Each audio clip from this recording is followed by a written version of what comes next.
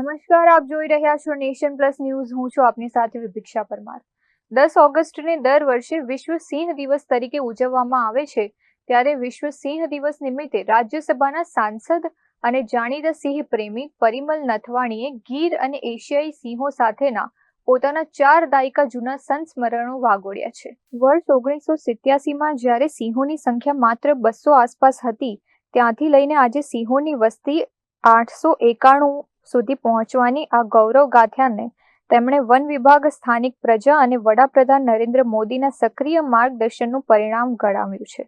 ગીર સાથે 4 દાયકા જૂનો ભાવનાત્મક નાતો ધરાવતા પરિમલ નથવાણીએ પોતાની કોલ ઓફ ધ ગીર પુસ્તકની યાદો તાજી કરતા જણાવ્યું કે ગીરની ઇકોસિસ્ટમ તેમની ચેતનામાં વણાઈ ગઈ છે.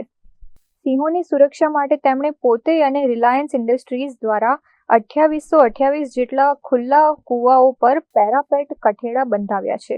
આ ઉપરાંત રેલવે ટ્રેક પર સિંહો અકસ્માતનો ભોગ ન બને તે માટે જાળીદાર ફેન્સિંગ અને ટ્રેનોની સ્પીડ લિમિટ માટે સતત સંસદ અને સરકારી મંચો પર અવાજ ઉઠાવ્યો છે.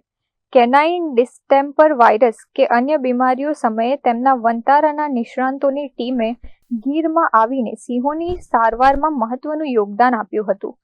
હાલમાં વધી રહેલા પ્રદૂષણ, ધ્વનિ અને પ્રકાશના ધાંધિયા સામે ચિંતા વ્યક્ત કરતા તેમણે સરકારને રિસોર્ટ અને હોમસ્ટે પર નિયંત્રણ લાવવા અપીલ કરી છે. તેમણે ઉમેર્યું કે આજે સિંહોએ બદલાતા પર્યાવરણ સામે અનુકૂલન સાધી બરડા ડુંગરને પોતાનું બીજું નિવાસસ્થાન બનાવ્યું છે. વિશ્વ સિંહ દિવસ નિમિત્તે પરિમલ નથવાણીએ સૌ નાગરિકોને ગીરને પ્રદૂષિત ન કરવા અને સિંહોને પજવણી ન કરવાનો નમ્ર સંકલ્પ લેવા હાકલ કરી છે. Bureau report, nation plus news, Vadodara.